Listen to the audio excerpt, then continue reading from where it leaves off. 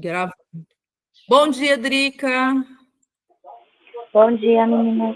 Bom dia. Bom dia. Então nós vamos hoje ler o capítulo 45 e 46, tá? E a gente vai começar. Alguém quer ler para mim? 45? Eu leio, se você quiser. Pode ler, Vivi? Peraí, deixa eu achar aqui. Zacarias 45? Não, Jeremias 45. Jeremias? Peraí. Só um minuto, Jeremias 45. Vamos lá. Mensagem a Baruque. No quarto, você quer que lê completo ou ir pausando?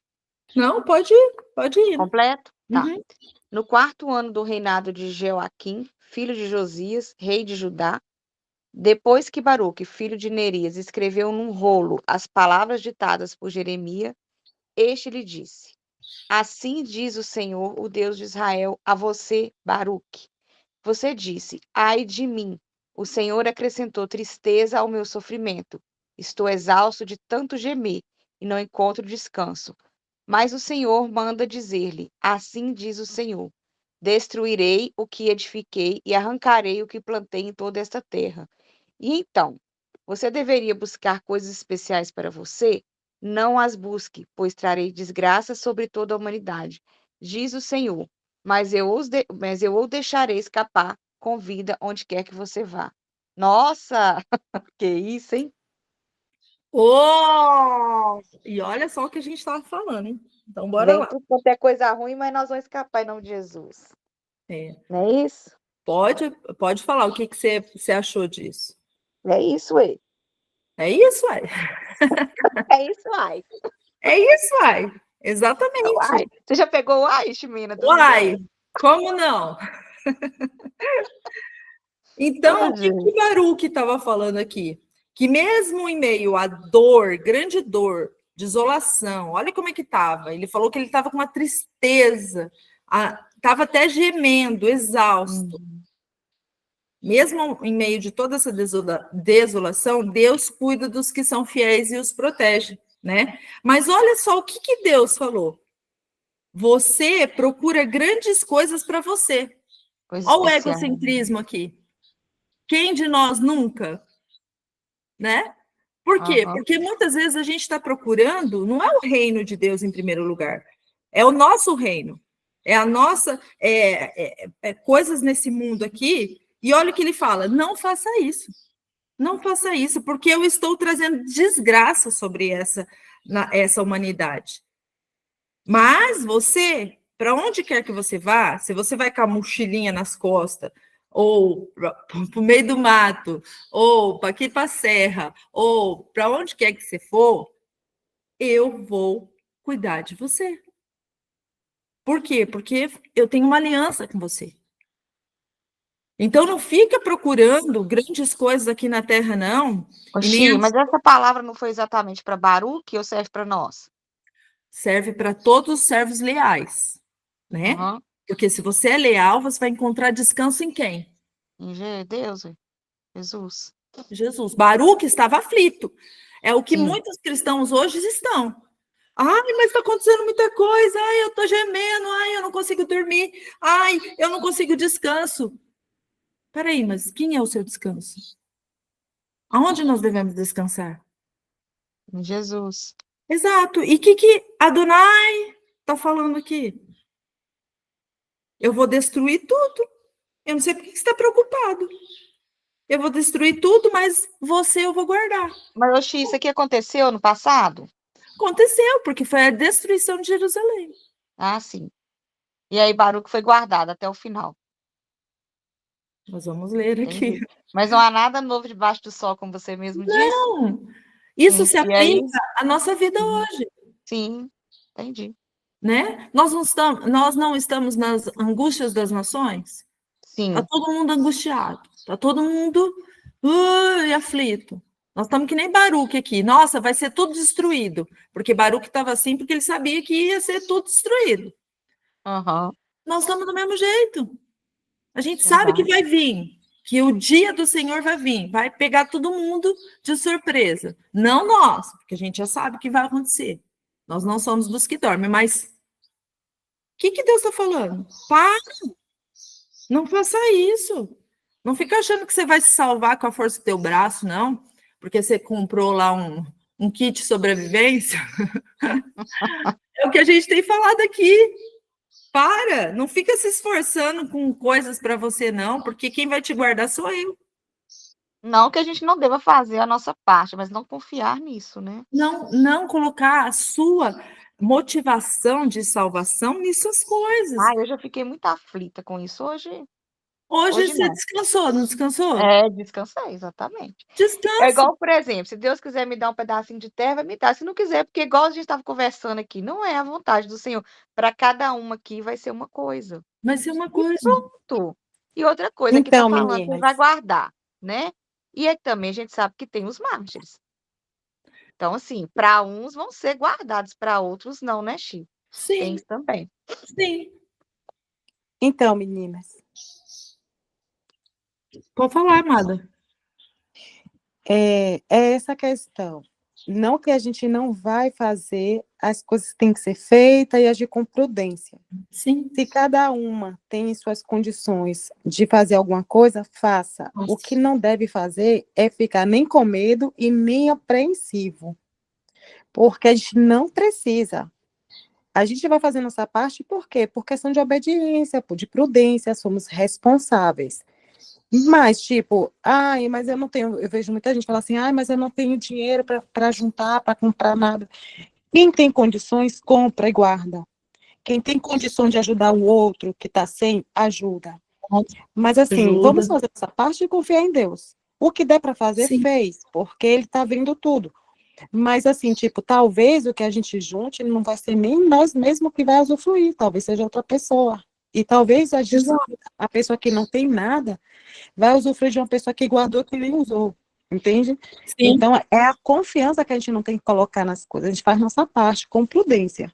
E o resto entrega nas mãos do Senhor, ponto. Nada de ficar com ansiedade, com medo, para que a gente não caia em tentação, para que a gente não caia em depressão. Essa questão do Alex mesmo aí, eu fiquei, quando o Chimena estava comentando, eu fiquei logo lembrando dele. Você vê a expressão dele está muito angustiante. O que é que acontece? Ele está levando para a alma as coisas. Não pode, gente. Ô, Patrícia, é que a gente não ia falar sobre casos específicos. Tá, sim, porque desculpa. nós estamos É verdade. no YouTube. Sim, desculpa. Então, assim, Gente, tadinha. a gente precisa olhar, para o nosso, olhar para a gente e ver o que a gente está fazendo de errado no sentido assim, será que nós estamos colocando nossa confiança em reis, governantes, em um kit de salvação, que eu falo, né? Compra o kit e acha que vai ser salvo, né? Dos últimos dias. Não é isso. É você confiar toda a sua confiança no Deus único, aquele que nos salva todos os dias, que nos edifica todos os dias, que nos faz tanta coisa por nós todos os dias, gente, que às vezes a gente nem vê, nem consegue enxergar a grandeza desse Deus. E é então, isso que ele está... Só para resumir, Chimena, me perdoe. Aonde eu queria chegar com isso? A ansiedade, ela adoece. O medo adoece. E isso tem sido uma ferramenta do sistema para adoecer justamente as pessoas do sistema. Então, quando eu citei aqui, até foi pensando nisso. Tipo, é bem parecido mesmo com o caso de Baruque. Ele estava lá apreensivo, adoecido. Então, assim, não é para nós que temos a promessa, que temos a confiança em Deus, nos comportarmos como pessoas das nações. Era só isso, amiga. Vou fechar aqui. Exatamente, Patrícia. Exatamente. Pode falar, Belinha. Mais uma vez me fez lembrar sobre a questão do povo lá no deserto, né? O povo, ele não foi para o deserto preparado, gente, quando eles saíram do Egito. Eles foram totalmente na dependência do Senhor. É viver mesmo na dependência. Eles levaram só um pão, que eles que eles tinham feito por dia, gente. Entendeu? O pão que eles tinham feito por dia. O pão não tinha nem crescido, porque o pão não tinha tido tempo de crescer o pão, então eles levaram um pão sem fermento. E isso também é profético, levar o pão sem fermento. E então é isso, é você confiar e saber que a hora que você tiver que sair, você vai ter que sair e vai largar tudo para trás. Não sei quem que falou no grupo aí, que falou isso lá no grupo, e é a mais pura verdade. Você vai ter que sair correndo e nem olhar para trás, porque se você olhar para trás, já era, né? Então, assim, é a gente ter essa confiança, ter essa obediência, né? E é isso. Então, vamos para o 46? Ou alguém quer falar mais algum comentário sobre o 45? Fica à vontade, gente. Tem pressa, não. A Claudinha? Pode falar, Claudinha. Levar o pão sem fermento. Sem fermento. Para onde você tiver que ir, levar o pão sem fermento. Sempre. Sempre. Glória a Deus. Sem fermento. Então, 46. A Vivi não vai poder ler agora. Então Não, eu leio, se quiser. Você Tem mais pode? 10 minutos. Então, ele é bem grandinho, viu? Mas Não, já tem. lê um pedacinho. Ó, lê até o 13. Tá, beleza. Mensagem acerca do Egito. Esta é a mensagem do Senhor que veio ao profeta Jeremias acerca das nações, acerca do Egito. Esta é a mensagem contra o exército do rei do Egito, faraó Neco, que foi derrotado em Carquemes, junto ao rio Eufrates, por Nabucodonosor, rei da Babilônia, no 4º ano do reinado de Joaquim, filho de Josias, rei de Judá. Preparem seus escudos, os grandes e os pequenos, e marchem para a batalha. Selem os cavalos e montem.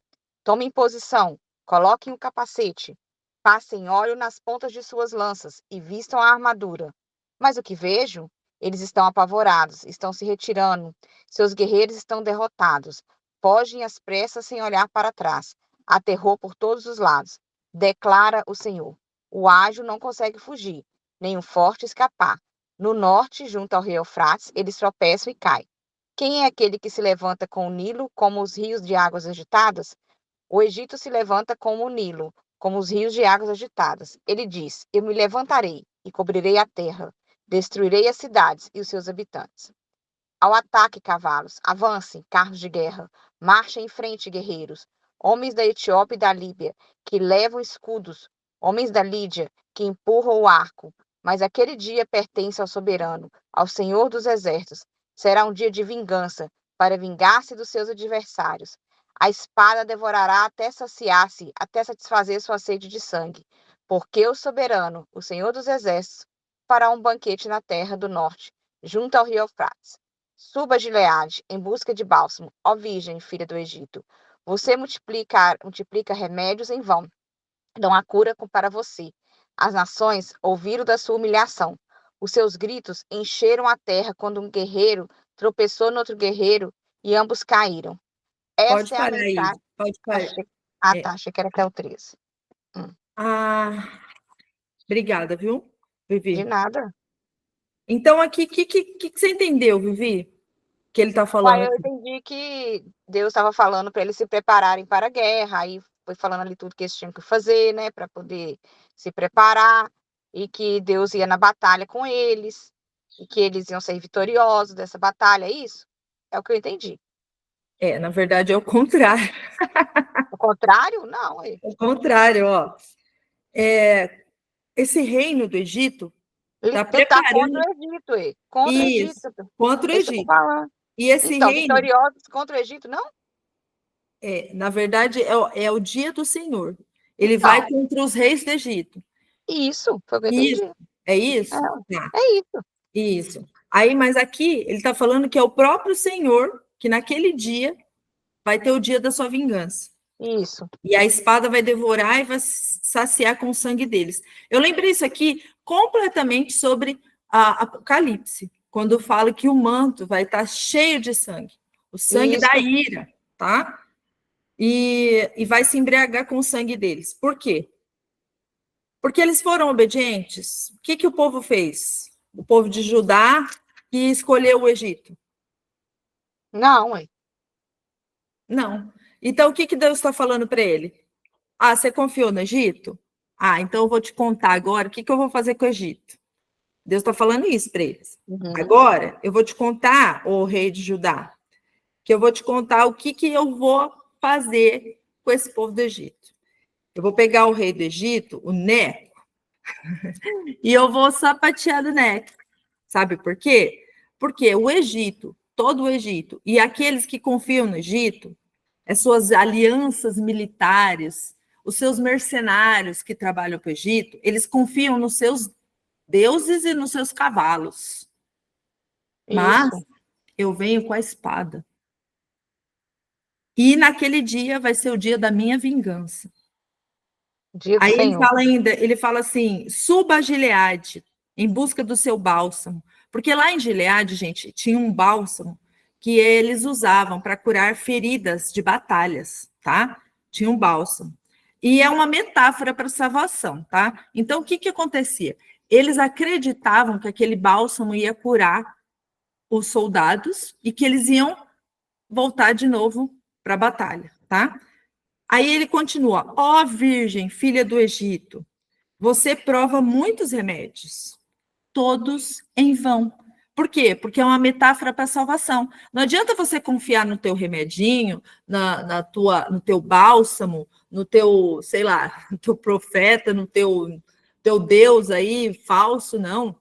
Porque ele não vai te salvar do meu dia. Não há cura para vocês. Porque a cura das nações é Yeshua. E eles não aceitaram viver sob a tenda de Deus. Eles não aceitaram. Então, o que resta para eles? Aí ele fala: as nações ouvirão sobre a sua desgraça, seus gritos vão encher a terra, como um guerreiro tropeça em outro guerreiro. E ambos vão cair junto. Você que confiou no Egito e o Egito vão cair. Vocês dois, você confiou nele? Você vai cair. Ele também vai cair. Todo mundo vai cair. Porque confiaram a sua salvação em bálsamos que não curam, em nada, vento. Pode falar, Belinha. Me chamou a atenção, Ximena, no versículo 6, que fala assim: eles tropeçarão e cairão em direção ao norte, próximo ao rio Eufrates. Esse tropeço aí não tem a ver com Cristo, não, né? Claro que tem. Eles, Se você ler lá no Novo Testamento, você vai ver que eles tropeçaram na pedra. Pois, é isso que eu lembrei. Exato. Eles tropeçam a todo momento, porque eles não confiam em Deus e nas Escrituras. Eles confiam naquilo que a gente já falou, né? Uns em pastor, outros em rabinos, outros em não sei o quê. Eles confiam nas suas próprias palavras, nos seus próprios sábios, e não confiam em Deus. Então, eles tropeçam na pedra. Porque Jesus é a pedra que faz eles tropeçarem. Porque eles não aceitam viver sobre Yeshua. E aqui está falando sobre a casa de Judá. Essa profecia não está falando sobre Israel, está falando sobre Judá. Ô, Ximena, e no versículo 7 que fala sobre essas inundações? Quem é este que surge como uma inundação, cujas águas são agitadas como os rios? Então, quem? É Cristo? Quando a gente leu em Salmos que Adonai, ele anda sobre o mar, lembra? Sim. Anda sobre as águas. E quem é esse que se levanta no Nilo com rios de águas agitadas? Quem se levanta no Nilo? É o Egito levantando-se como o Nilo, como rios de águas agitadas, dizendo: eu me levantarei e cobrirei a terra, destruirei a cidade juntamente com seu povo. Certo? Olha o 7 e o 8, Vou ler de novo, para vocês entenderem. Quem é este que se levanta como o Nilo, como rios de águas agitadas? É o Egito, levantando-se como o Nilo, como rios de águas agitadas, dizendo: eu me levantarei e cobrirei a terra, destruirei a cidade juntamente com o seu povo. O Egito, então essas...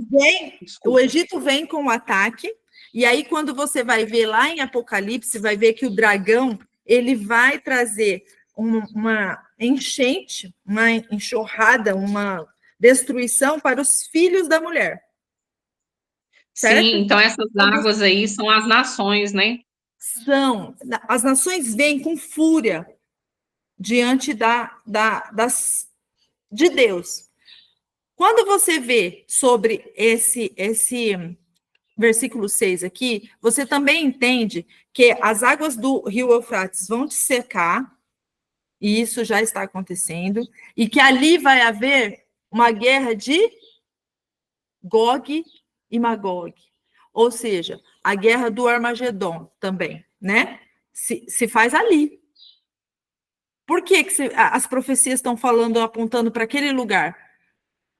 E por que eles tropeçam nessa pedra? E por que os reis e governantes do Egito se levantam contra o povo de Deus? E eles vêm com fúria. Porque por trás do Egito está Satanás. Satanás se levanta com fúria. Ele vem com seus cavaleiros das trevas que se levantam sobre o Nilo. O Nilo era tido como um deus, vocês sabem, né? Era adorado como um deus.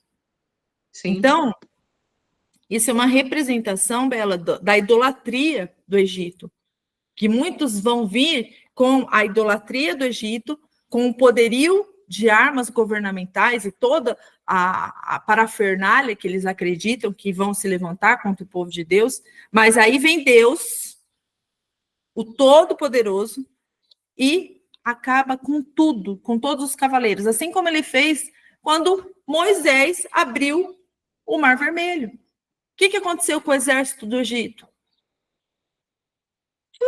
Acabou tudo. A mesma coisa Deus vai fazer naquele dia, quando eles se juntarem para se unirem contra o povo do Deus vivo. E aí o próprio Deus vem em destruição contra esse povo. Aqui é uma profecia dos últimos dias também. Aconteceu naquela época e volta a acontecer, porque aqui, quando você linka o texto bíblico... Licença, eu vou sair, tá? Tá bom, beijo. Quando você linka o texto bíblico, você vai ver que você vai ter outras profecias linkadas com o versículo 6, o versículo 7, o versículo 8, que vai mostrar para você que a pedra, Yeshua, faz esses homens tropeçarem, esses homens vão armar uma guerra contra o poder de Deus, que eles vão querer lutar contra Deus, contra as coisas de Deus, porque ele vem com a força de Satanás, com os guerreiros de Satanás, e aí é uma guerra espiritual, é uma guerra onde o nosso Rei dos Reis, Senhor dos Senhores, já venceu. Sim. Eles se levantam com os deuses deles, né? E vai ser essa luta com o Senhor. Por isso que fala do Nilo, porque o Nilo era tido como um deus. Então, toda a idolatria, toda essa questão de poder governamental, que é do Egito, tá? E hoje o Egito, nós estamos na Babilônia também. Então, todos esses governos, eles são usados na Bíblia como uma metáfora para a idolatria, para toda coisa do mal, por todo o governo de Satanás. E quem é de Deus não faz parte do Egito, não vive no Egito, não quer fazer parte do Egito. E era isso que Deus estava pedindo no capítulo 44. Não vá para o Egito, não fique no Egito. Fique sob a minha proteção, que eu vou cuidar de vocês. E aí, para Baruque, ele falou o quê? Não fique pensando muito nas coisas que você tem que fazer nesse mundo, porque eu vou destruir esse mundo. Pare de ficar acumulando bens no Egito, querendo participar do Egito, lembrando da cebola do Egito, porque eu vou acabar com tudo isso. Em breve. Agora, olha o 13, eu vou ler até o final, tá? Até o 28, para a gente ir já comentando. Essa palavra Adonai falou a Jeremias, o profeta, sobre Nabucodonosor, o rei de Babel. Viria e atacaria a terra do Egito. Ou seja, ele usaria o próprio Nabucodonosor para fazer isso. Proclame no Egito e anuncie em Migdol. Anuncie em Note e Taquipanches. Lembra dessas cidades, né? Que a gente já explicou o que significa cada uma delas. Diga, posicionem-se, preparem-se, pois a espada está destruindo todo o seu redor. Porque o seu guerreiro foi derrotado? Ele não se levantou porque Adonai o derrubou. Fez que muitos tropeçarem. Aí vem também de novo, você está vendo, Isabela? 1 Pedro 2, 7 e 8. A pedra que eles tropeçam toda vez. Ou seja, eles tropeçam e eles caem. Caem no julgamento, na ira de Deus. Sim, eles caíram uns sobre os outros.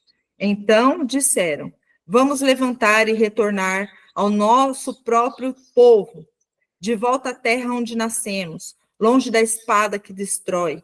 Ali eles clamaram: o faraó, rei do Egito, só faz barulho, mas deixa a oportunidade para reagir passar. O que os governantes hoje fazem, gente? É só barulho. Um fica ameaçando o outro, a Bíblia fala que são os empurrões, né? Um fica empurrando o outro, tipo, eu vou fazer isso, não, vou fazer aquilo. É só barulho, tá? Porque eles não fazem nada fora da soberania de Deus. Se Deus não permitir, não tem um governante que faz nada. Então, não adianta eles confiarem uns nos outros. Porque eu confio no Trump, eu confio no Putin, o Putin não vai fazer, porque o Trump não vai deixar, o Xi Jinping não vai fazer, porque não sei o quê. É tudo sob a soberania de Deus. É só um empurra, só. Agora, olha o 18.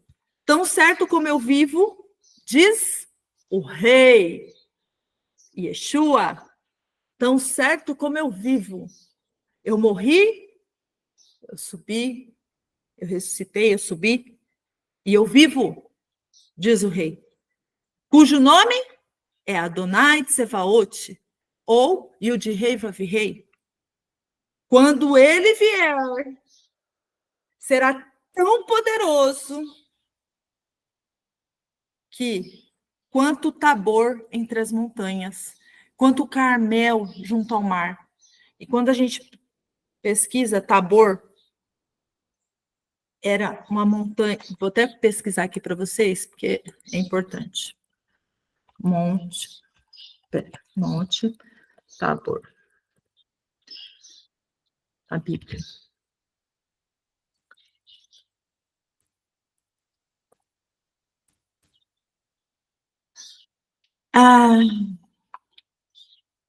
Olha que coisa linda.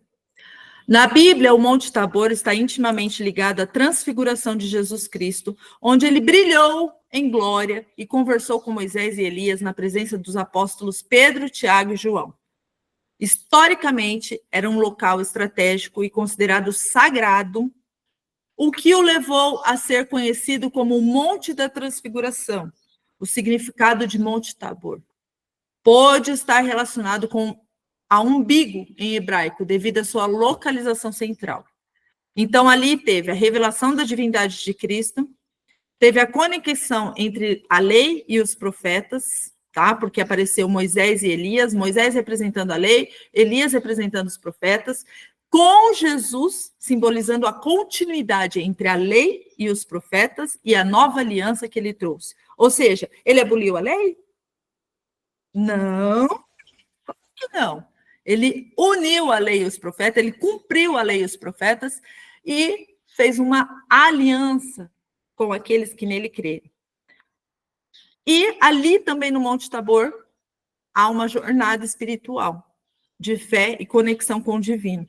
Então, quando ele fala aqui no 18 que quando ele vier será tão poderoso quanto em Tabor, entre as montanhas, ele está profetizando o que iria acontecer com Yeshua no Monte da Transfiguração. Está entendendo? Quanto Carmel junto ao mar. Agora vamos para Carmel. Opa, Carmel, na Bíblia, significado. Carmel significa jardim, campo fértil, ou vinha do Senhor. O termo refere-se também ao Monte Carmelo, uma montanha em Israel conhecida pela sua beleza e fertilidade, onde ocorreu o confronto de Elias com os profetas de Baal, quanto a uma região mais ao sul e a outras localidades. Então, o que está a referência daqui? Olha só, duas coisas. A destruição dos profetas de Baal e as vinhas do Senhor, o campo fértil. Ou seja, onde vai estar o quê? O trigo. É fértil. Vai estar o trigo. Vai estar a uva. Vai estar os frutos.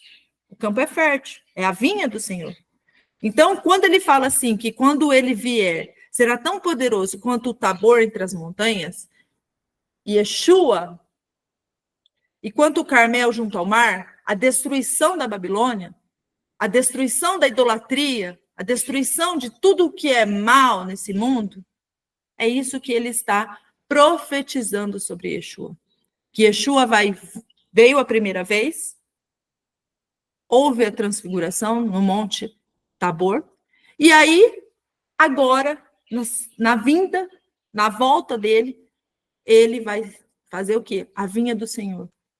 O campo vai ser fértil, vai acabar com a idolatria, vai acabar com tudo que é mal, vai acabar com o Egito, vai acabar com a Babilônia, e ele reina. Ele é o rei. Aí o 19. Ó filha, ó igrejas, que mora no Egito, prepare-se para o exílio, tá? Pois Note, aquela cidade, Mênfis, lembra? Que era a cidade dos deuses pagãos lá, que eu falei para vocês, da múmia com o cetro e o solidel na cabeça, o deus Pate. Pois é, Note será arrasada. Ficará desolada e desabitada. O Egito é uma linda bezerra. Por quê? Porque lembra que o deus neles, Note, era um touro? Era representado também por um touro? Pois é. Note, o Egito é uma linda bezerra, mas uma mutuca veio do norte para atacá-la. Seus mercenários também vieram, que estavam com ela. Eram como bezerros gordos no estábulo, mas também viraram as costas e fugiram juntos, sem defender sua posição, porque veio sobre eles o dia da destruição. Então, vai adiantar aliados no dia da destruição? Eles podem arrumar os aliados que eles quiserem. Aqui está falando até de mercenários. Mercenários é aqueles que lutam por dinheiro, né? Então, tipo assim, eu posso comprar um exército? Posso, mas ele vai ganhar comigo? Não, eles vão me deixar falando sozinho. Olha lá o que ele está falando. Por quê? Porque eles vão sair correndo, vão virar as costas e vão fugir no dia do Senhor. Porque veio sobre eles o dia de destruição, o tempo de serem castigados. Chegou. Aí eles vão se esconder debaixo da montanha e vai falar assim, por favor, montanha, nos esconda, porque chegou o dia da ira do Cordeiro. O Egito silva como uma serpente. Silva é barulhinho da serpente. O Egito silva como a serpente. O que está representando aqui, gente? Satanás. O Egito é todo o governo de Satanás. Quando o exército inimigo avança, atacando com machados, como homens que cortam árvores. Sabe por quê? Árvores representa, gente, homens altivos, homens importantes, governantes desse mundo. Eles vão ser o quê? Cortados, como um machado que corta a árvore.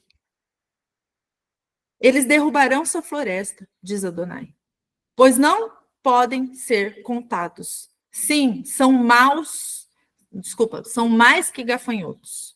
Aí a gente vai lá para Apocalipse 9, do 2 ao 10, onde fala que Quando se abre o poço do abismo, uma legião vai sair do poço e são como gafanhotos. São anjos destruidores. Que vão pegar quem? Quem tem o quê? A marca da besta, escrito em suas testas. Vai pegar o povo de Deus? Não, não vai. Não vai. Lá está falando claramente que é para aqueles que estão marcados. E esses gafanhotos não podem nem ser contados, porque é tantos, igual fala Apocalipse 9, 2 a 10. A filha do Egito foi envergonhada, entregue nas mãos do povo do norte. Quem é a filha do Egito? A apostasia, a igreja adúltera? Aquela que preferiu o Egito do que obedecer a Deus. Obedecer às leis de Deus. Preferiu ficar no Egito. Assim declara Adonai Tsevaot, o Deus de Israel: castigarei Amon de Nó, o faraó e o Egito com seus deuses e o seu rei. Ou seja, o faraó e todos os que nele confiam. Eu os entregarei nas mãos daqueles que procuram tirar-lhes a vida, e Nabucodonosor, o rei de Babel, e os seus servos. Mas, depois disso, o Egito será habitado, como no passado, diz Adonai. Ou seja, tanto é que a Babilônia não tem mais nada lá, conforme a profecia, de que realmente não habitaria mais nada lá. E realmente hoje não habita nada na Babilônia. Nada. Onde era a Babilônia. Agora, aqui o Egito, Deus fala que o Egito ficará habitado, como no passado. Ou seja, ele vai lá, faz uma destruição completa e deixa um remanescente lá e a cidade se reconstrói, porque é permissão divina. Para quê? Para juízo de um povo que ama o Egito. Ama o Egito, entendeu? Então, Deus deixa o Egito para aqueles que amam o Egito. Para juízo, tá? Porque é igual a gente falou sobre a gente escolher a verdade ao invés da mentira. Tem quem vai escolher a mentira porque ama a mentira. E aí não escolhe a verdade para que pudesse se salvar. Aqui Deus deixa o Egito para aqueles que amam o Egito, para que eles não possam ser salvos. Por quê? Porque Deus sabe, Deus conhece o coração de cada um. E sabe qual é a nossa tendência. E o que a gente verdadeiramente carrega no coração. Será que é o amor a esse mundo e as coisas do mundo? Ou amor a Deus sobre todas as coisas? 27. Contudo, não tenham medo, Jacó, meu servo. Jacó, meu servo, antes da bênção. Não fique assustado, Israel. Israel é o quê? Jacó. Só que depois da bênção. Então, o que transformou? Os israelitas, os filhos de Jacó, as 12 tribos. Depois da bênção. Jacó só virou Israel depois da bênção. E, depois da bênção, todos os filhos de Jacó foram abençoados. Porque eu salvarei de lugares distantes, e a sua descendência, tá vendo? Todos os lugares distantes, de toda a sua descendência, seu povo vai ser abençoado. Das terras de onde foram levados cativos. Ou seja, depois da destruição de Jerusalém, houve uma migração para todos os povos da terra. E alguns foram levados cativos e outros foram por sua conta própria. Jacó voltará e ficará em paz, e não haverá ninguém que o aterrorize. Não tenham medo, Jacó, meu servo, declara Adonai, pois estou com você. Destruirei completamente todas as nações, entre as quais o dispersei. Mas não destruirei você completamente. Eu o disciplinarei como você merece, mas não o destruirei completamente, porque Deus sempre tem a misericórdia e tem sempre os remanescentes. Toda vez que Deus destruiu Israel e e pela incredulidade, pela idolatria, ele larga um remanescente fiel, tá? Vocês entenderam? Tá todo mundo tão quietinho. Sim. Então, tá bom. Sim. Tem um ponto aqui que ficou assim, ainda sem entender? Porque é tudo profecia, né? É complicado. Então tá. Então eu vou ler o 47, porque a gente tem ainda. É 8h20 ainda, tá?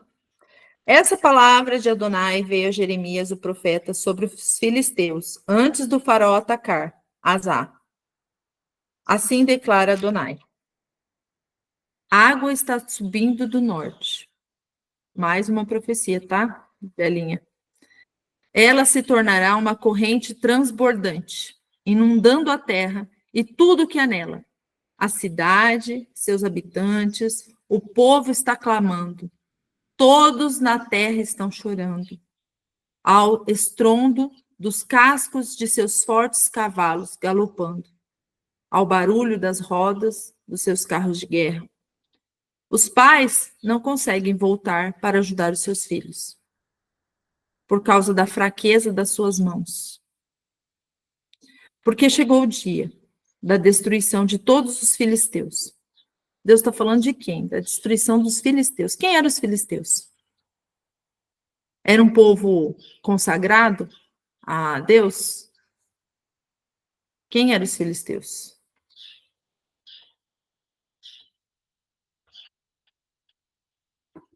Os filisteus era um povo que perseguia o povo de Deus.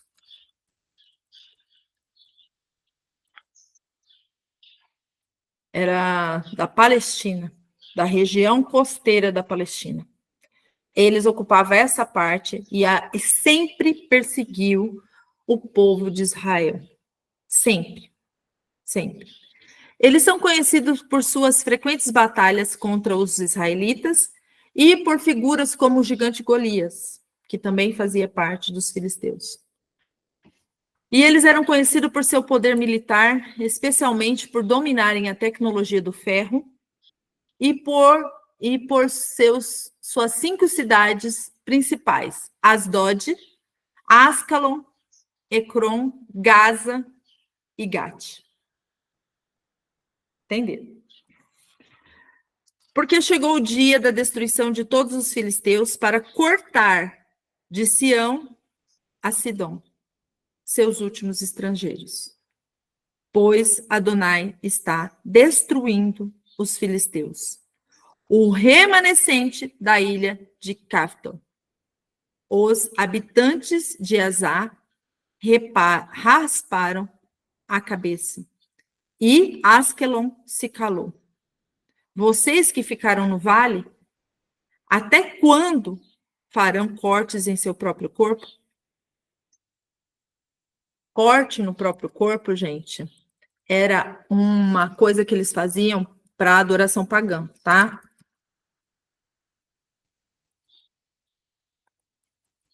Hoje, nós vemos adolescentes próprio corpo. Hoje a gente vê adolescentes fazendo isso como uma forma de alívio, de punição, de desespero, enfim. Porque a nossa sociedade ela está totalmente perdida. Geralmente essas crianças vêm de um lar completamente pagão, tá? Crianças que não têm Yeshua, crianças que estão perdidas espiritualmente falando, e Satanás toma conta, toma posse, né? E isso era desde muito antes, tá? Já se fazia cortes no próprio corpo na Bíblia, quer ver? Aqui vai falar sobre Levítico também, tá? Levítico 19, 28 e 29. Não façam cortes no próprio corpo por causa dos mortos, nem marca alguma no seu corpo. Eu sou o Senhor. Não desonre a sua filha, entregando-a à prostituição, para que a terra não se contamine, nem se encha de maldade. Então, era uma prática corriqueira, tanto como tatuagem, quanto cortes mesmo de oferendas de sacrifício de sangue, tá? E eles faziam isso. E esse povo filisteu fazia isso. Os filisteus eram terríveis, porque eles faziam muito sacrifício de sangue. Ó espada de Adonai, quando descansará? Volte à bainha, pare, repouse. Mas como pode descansar? Pois Adonai deu ordens a você, quando determinou que ataque Asquelon e o litoral. Como que a espada de Deus pode ficar na bainha?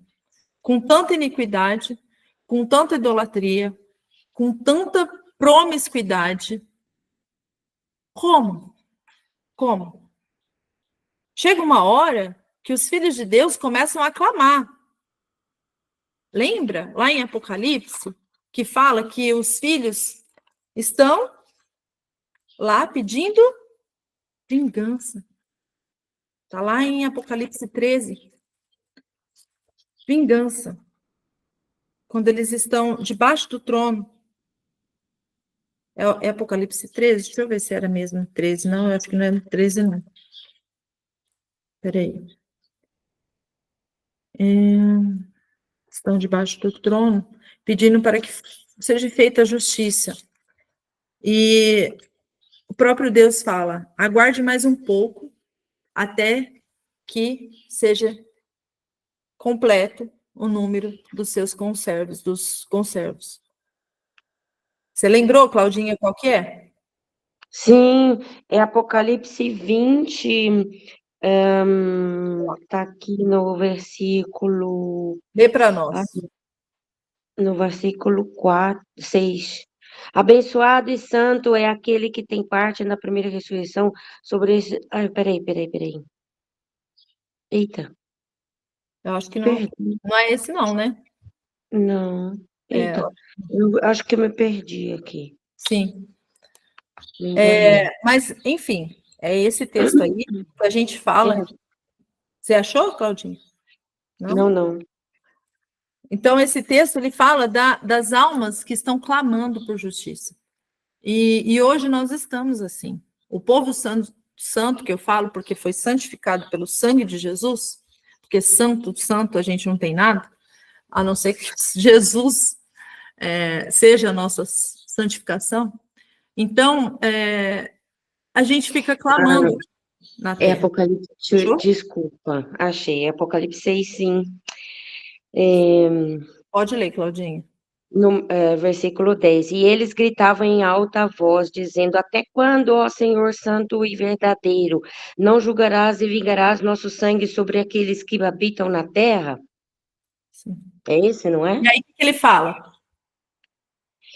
Aí ele fala: E, e túnicas brancas foram dadas a cada um deles, e lhes foi dito que eles deveriam descansar por um pouco de tempo, até também completar o número dos seus conservos e seus irmãos, prestes a serem mortos assim como eles. Sim. Porque haverá uma guerra, e a gente sabe, uma guerra entre os filhos da escuridão, das trevas, contra os filhos da luz. E a gente escolher o nosso lugar nesse reino, né? É muito importante. Ser fiéis até o fim é muito importante. Não adianta a gente ficar só opressivo, como o Baruque aqui, e ficar gemendo e implorando para Deus uma vingança. A gente precisa descansar. Olha o que Deus falou.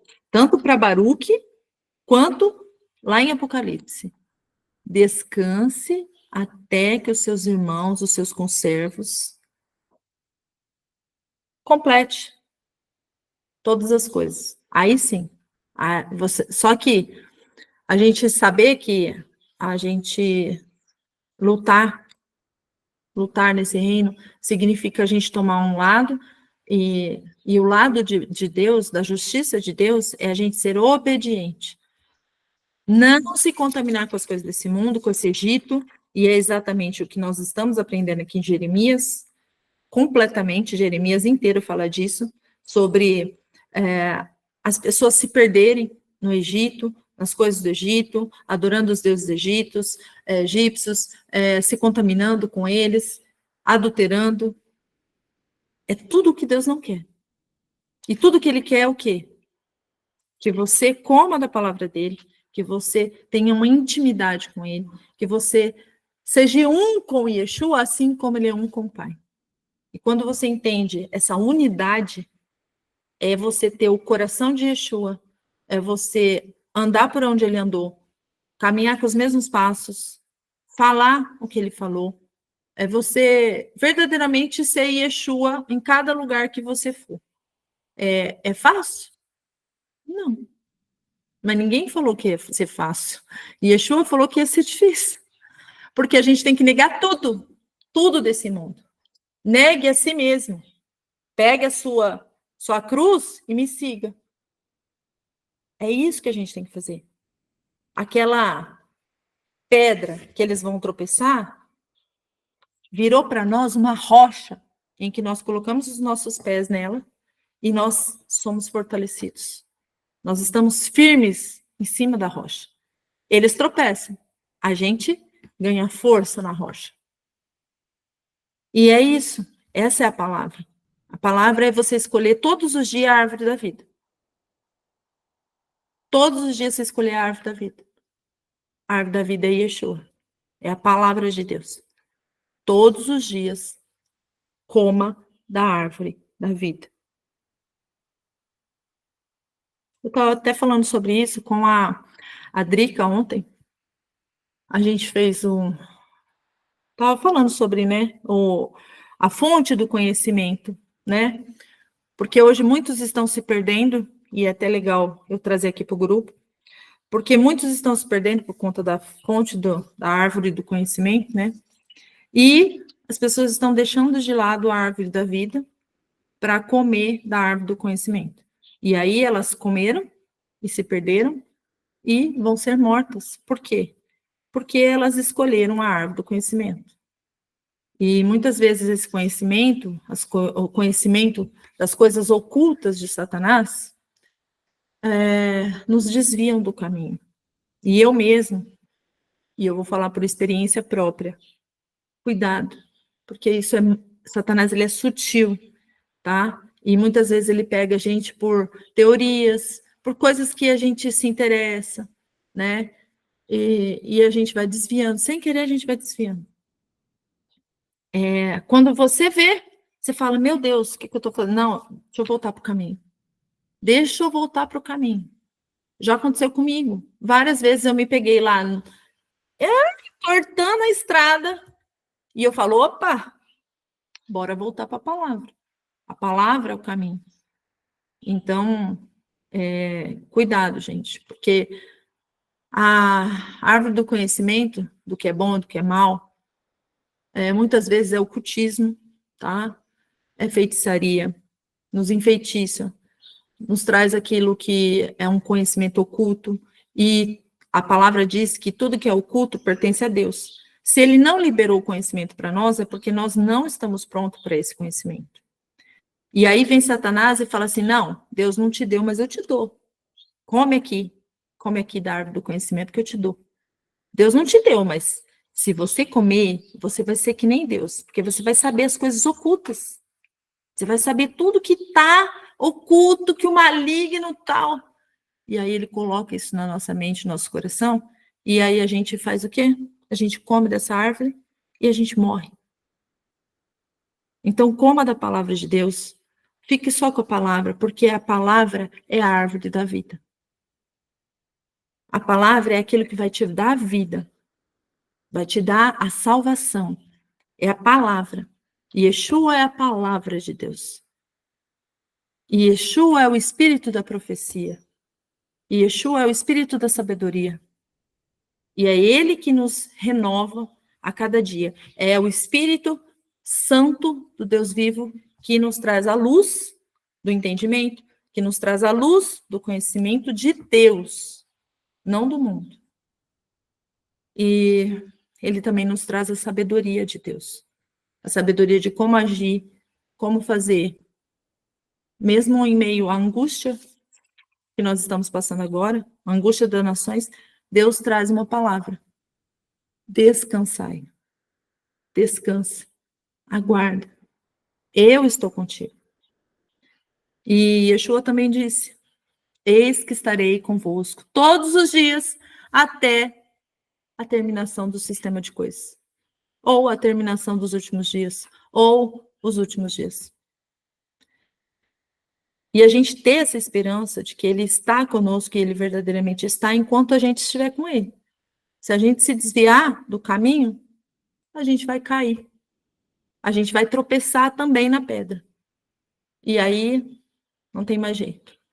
Se essa aliança for desfeita, acaba tudo. E aí, assim como o Egito vai ser destruído, e todos os que adoram o Egito. E adorar o Egito é o quê? É comer da árvore do conhecimento também. É você escolher o conhecimento oculto desse mundo ao invés da palavra de Deus. E quando Yeshua voltar, o Rei poderoso, será que a gente vai estar junto dele? Lá no Carmel, junto ao mar? O mar é a grande multidão, que nenhum homem podia contar. São as nações, vindas de toda tribo, povo, língua. Será que a gente vai estar lá junto no Carmel? Na vinha do Senhor? É a minha esperança.